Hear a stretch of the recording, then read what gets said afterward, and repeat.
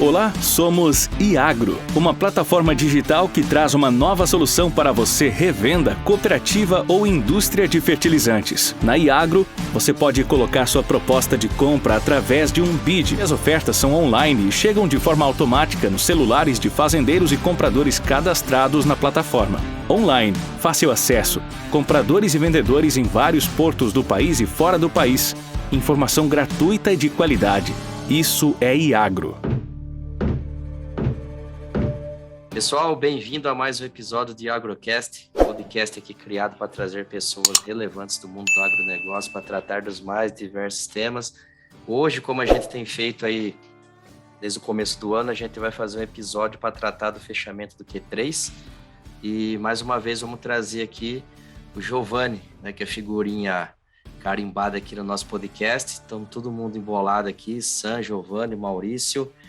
E seguinte, como a gente não vai precisar nem fazer, de repente, overview, ou vocês linkem, né, o que tem acontecido agora com o que foi esses últimos 3 meses, o que vocês acham de importante, sempre pensando assim no complexo NPK, né, deixando esses macroelementos assim separados para o pessoal conseguir formar o raciocínio.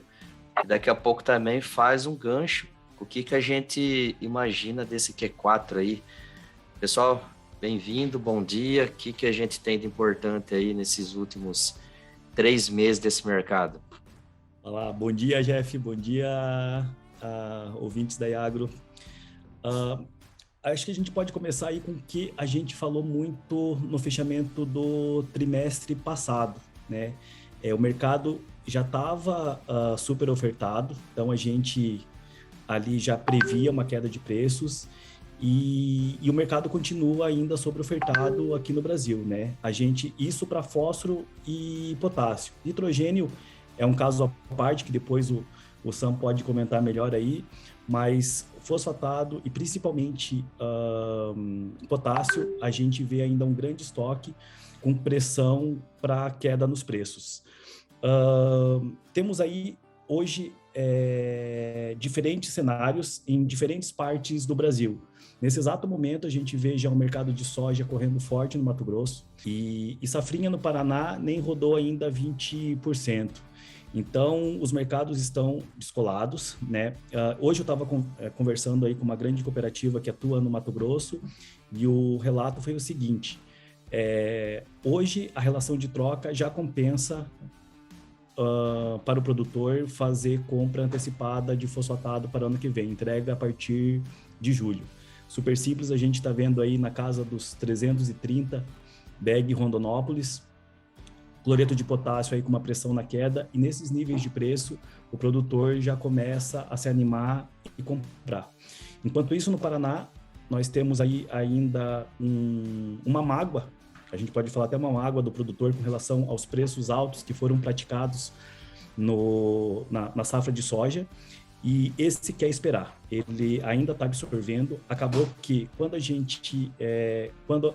desenhou-se aquele cenário de guerra, de China limitando produto, Estados Unidos limitando produto, acabou que os agricultores aqui no Paraná acabaram comprando até mais do que precisavam, com medo de que faltasse, e uma parte dessa compra ainda vai sobrar para a safrinha.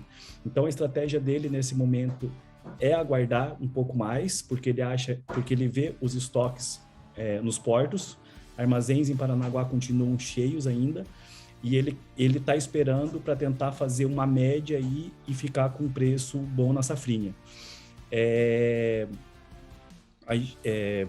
O mercado de NPK, que está crescendo muito no Paraná, esse ano não está rodando, porque a gente vê um descolamento muito grande entre mistura, 10-15-15, que é o carro-chefe do Paraná quando se trata em mistura, com os NPKs que a gente tem visto crescer muito, tipo 15-15-15. Quando você faz a conta de relação entre esses dois produtos, dá uma diferença de mais ou menos $150 por tonelada a menos quando você fala em mistura.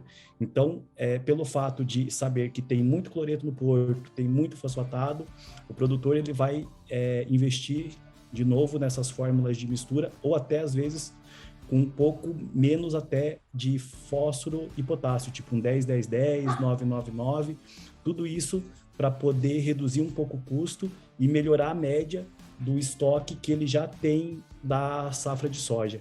Então, assim, o posicionamento hoje para a safrinha dentro do Paraná é aguardar mais um pouco, ver como ver como a safra ela se desenha para aí sim poder se posicionar.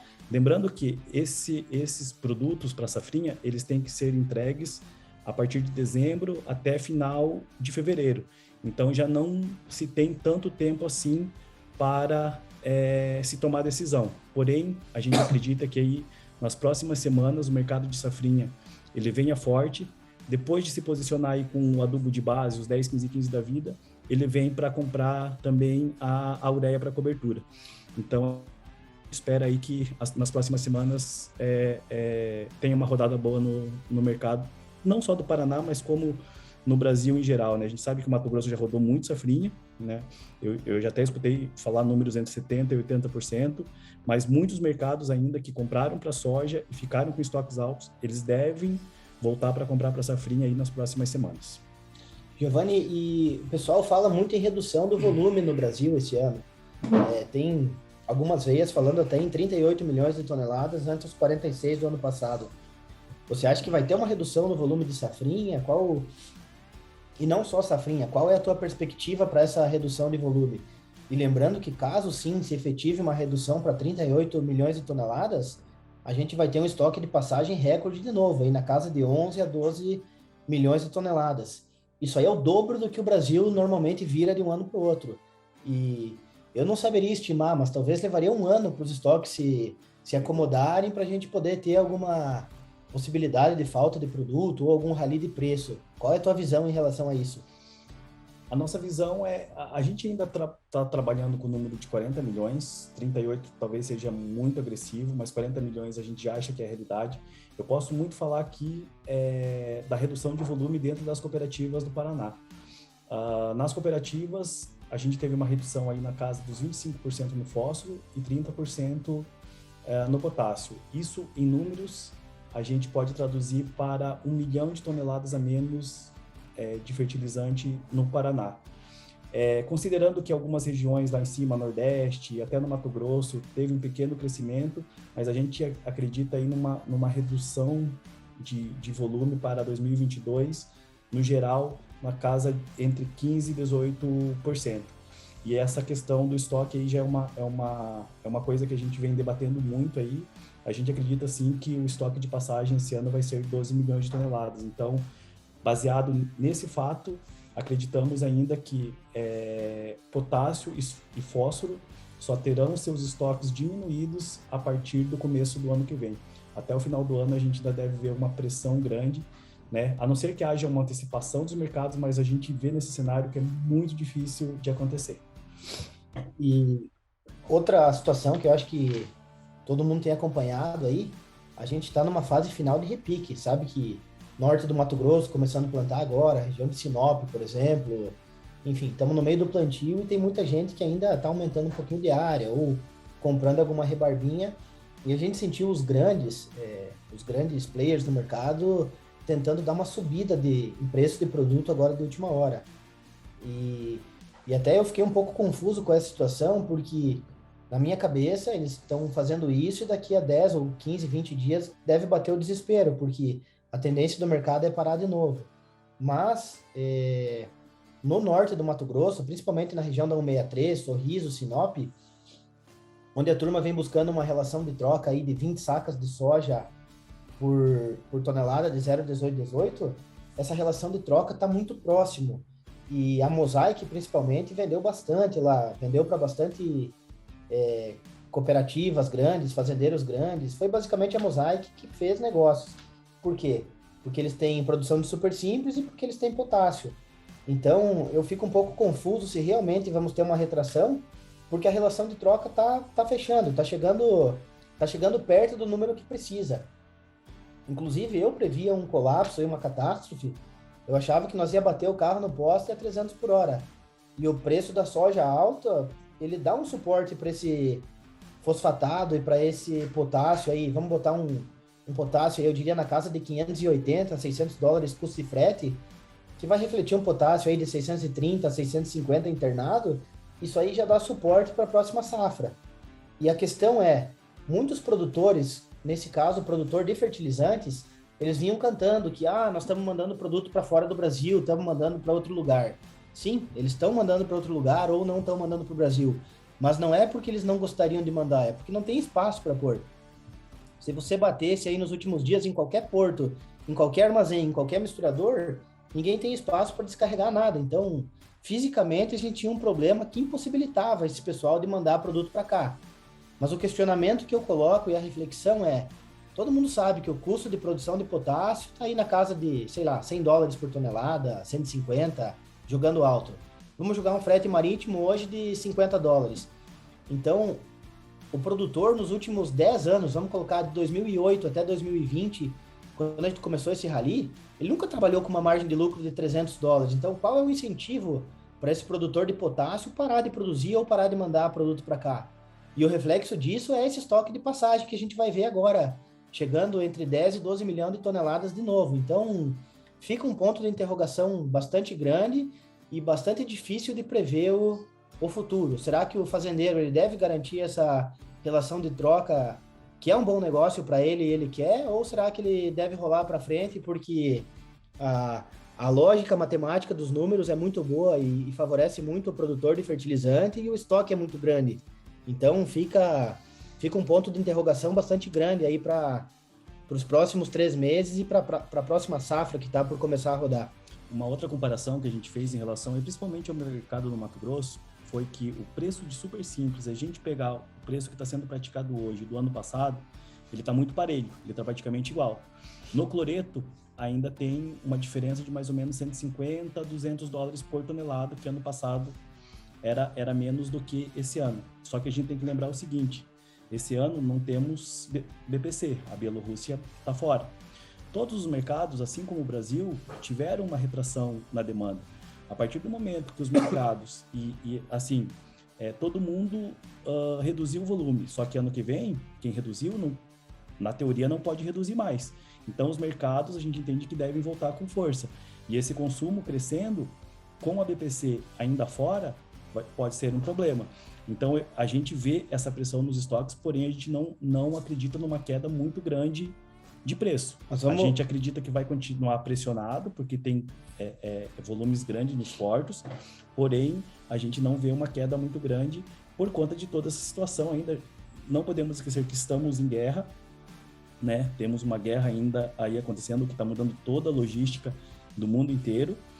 O Brasil, hoje, é o país que paga mais baixo no fosfatado, no potássio e até no nitrogênio, por incrível que pareça. Então, a gente tem essa pressão, mas é mais devido aos estoques do que os preços em si.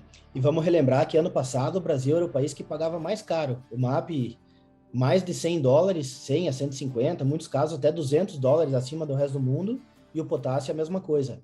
E só uma observação em relação à BPC, a informação do Giovanni é bastante importante, dela está fora do mercado, porém vamos relembrar que esse ano a BPC também esteve fora do mercado e nos primeiros 7 meses do ano o Brasil importou 1 milhão de toneladas a mais de cloreto. E volto a ressaltar no ponto que eu falei no início da conversa, o preço é muito saudável para o produtor de fertilizante, então qualquer mina de potássio tem incentivo para tirar mais produto e para forçar, porque a margem de lucro ainda é muito alta, é muito maior do que foi nos últimos 10 anos. Então, é difícil a gente fazer essa equação. E se a soja e commodity mantiver nesses níveis de preço, eu acho que nós vamos enfrentar bem muito misturador, muita gente vai sair machucado, vai apanhar um pouco, vai devolver um pouco do dinheiro que ganhou, em muitos casos até sair negativo, mas a gente volta a ter um mercado saudável aí a partir do 4º trimestre do ano que vem, na minha opinião, um mercado mais equilibrado.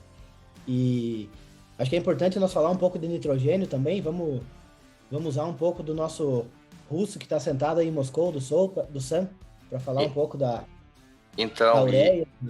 E até porque é um momento super importante falar de nitrogênio, que a gente está aí às vésperas de definição de área de safrinha, né? Tipo, a depender da janela que todo mundo firmar os plantios, esse número fica mais firme na mão aí dos traders, né?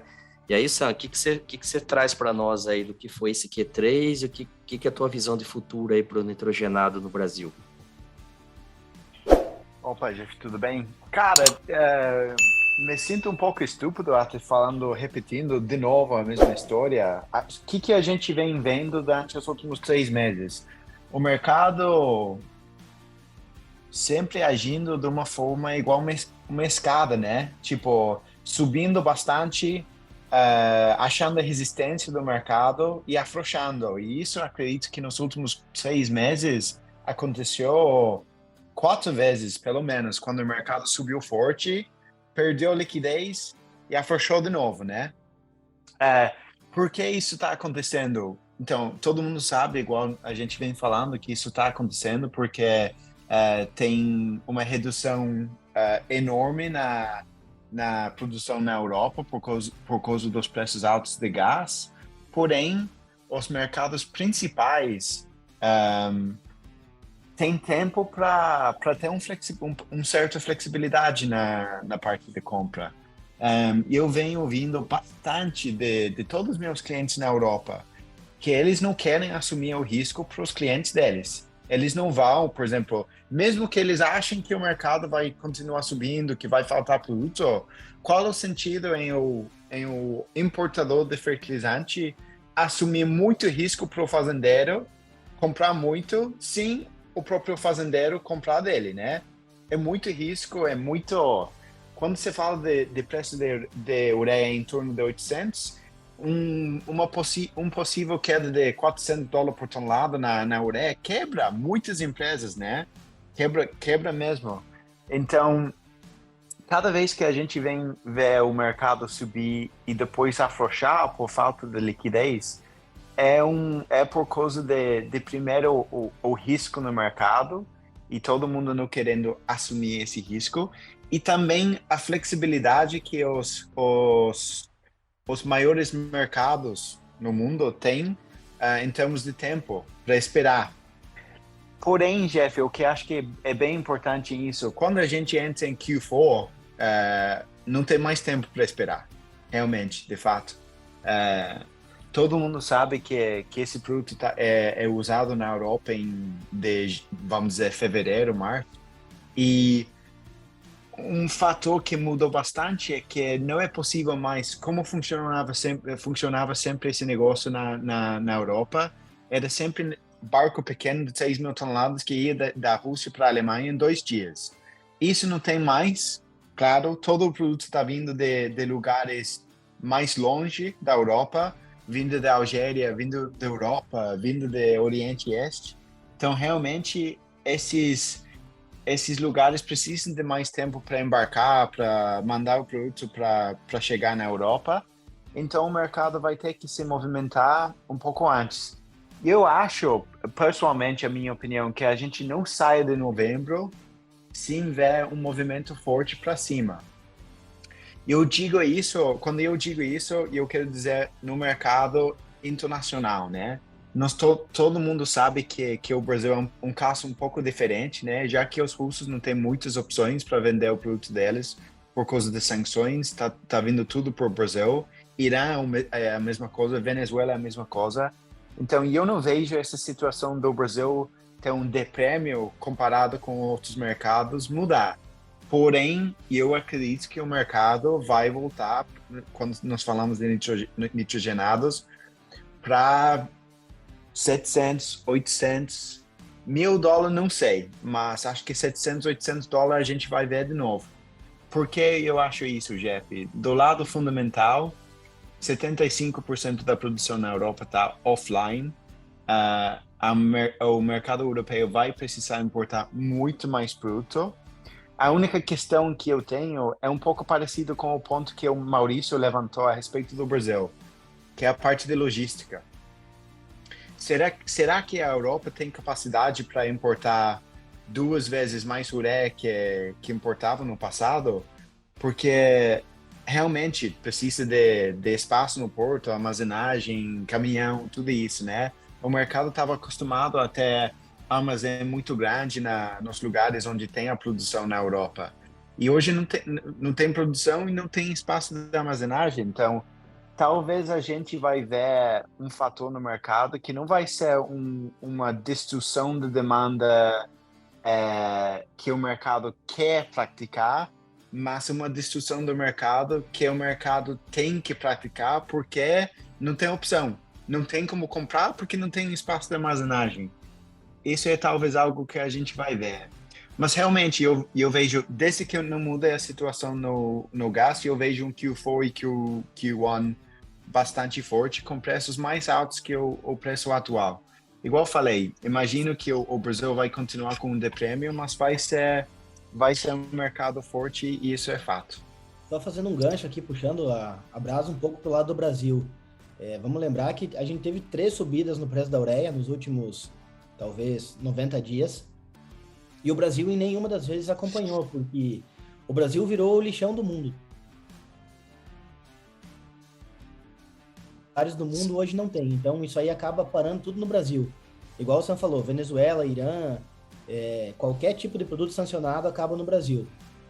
Muitas empresas grandes, empresas sérias, que cumprem compliance e tudo mais, eles não têm acesso a esse tipo de produto, eles não podem comprar. Então, isso acaba sendo um pênalti favorecendo algumas empresas no mercado. E esse preço também não sobe, porque o Brasil está sempre inundado de produto sancionado, então acaba sendo, eu costumo fazer a brincadeira, que é uma criptonita no Brasil. No começo, esse produto ficava só em Santa Catarina, em Imbituba, em São Francisco do Sul. E agora, esse pessoal que acaba operando o produto sancionado conseguiu alguma mágica e o produto não vem mais com a origem de Irã, por exemplo. Então, tem muita carga de Oman entrando no Brasil. Oman, leia-se possivelmente Irã, não posso afirmar isso, mas se for investigado a fundo, provavelmente vão achar a origem verdadeira desse produto. Então, isso aí começou a entrar em portos como Santos, Vitória, no Nordeste. Então, por um lado, para Santa Catarina isso é bom, porque virou um mercado completamente prostituído. Então, com essa substituição de BL aí, com esse produto entrando com um nome diferente, com outra origem no papel, acaba dando uma acalmada no mercado de Santa Catarina, que talvez volte a ser um estado e uma ilha pacata, e começou a entrar no resto do Brasil. Para o agricultor, isso é excelente, porque ele acaba tendo acesso a um produto mais barato. Se ele tivesse que acompanhar o mundo, ele ia ter que ter pago, por exemplo, nos últimos, talvez, 20 dias, mais de $800 na ureia, que foi o preço que a Europa e que o resto dos mercados estavam pagando. E para sorte do nosso produtor rural no Brasil, esse mercado é crescente e eu diria que vai continuar crescendo, a menos que Estados Unidos se aproxime do Irã, por exemplo, e dê uma trégua nas sanções pelo fato de estar brigando com a Rússia agora. Então, se isso não acontecer, a gente vai continuar vendo esse produto fluir para o Brasil, inclusive o produto russo também, que hoje é sancionado em grande parte do mundo. Então, isso beneficia muito o Brasil e prejudica muito algumas empresas que não podem tocar nesse tipo de produto. Mas para o agricultor isso é maravilhoso. Então, eu vejo ainda o mercado sombrio para nitrogênio no Brasil. E eu diria que só consegue participar desse mercado sem perder dinheiro quem tem acesso a produto sancionado. Quem tem que ir para produto normal não consegue uma referência. Hoje, na plataforma Iagro, por exemplo, a gente tem ureia ofertada a $700 em São Francisco do Sul. E se você precisar comprar uma ureia de uma origem que não é sancionada, provavelmente você vai bater num fornecedor aí que tem que te vender acima de 780 pela diferença de preço. Então, isso aí está causando bastante distorção também. E o volume também desse produto sancionado que vinha para o Brasil, isso aí já acontece há, 5 anos, era muito menor. Então, agora está crescendo e muitas fontes dizem que pode chegar a 3 milhões de toneladas de produto só do Irã vindo para o Brasil. Isso representa mais da metade do consumo de ureia do Brasil. Pessoal, então obrigado aí pelas explicações, pela análise crítica aí de mercado que cada um fez. Espero aí que Brasil afora, todo mundo aí tenha um plantio excelente, que a chuva ocorra aí para todo mundo da melhor forma possível. Semana passada também tive no Mato Grosso, o plantio está muito manchado ainda, né? Algumas áreas chovendo, outras não. Às vezes chuva em alguns locais, 50 quilômetros para frente está um pó doido, mas enfim, essa semana tende a regularizar aí pelos mapas de chuva que eu tenho visto. E aí também falar para o pessoal não esquecer de de entrar no nosso site, no iagro.com.br, fazer o cadastro lá, né, receber toda semana os relatórios da CRU e também fazer ofertas e bids lá pela plataforma. Um abraço, pessoal.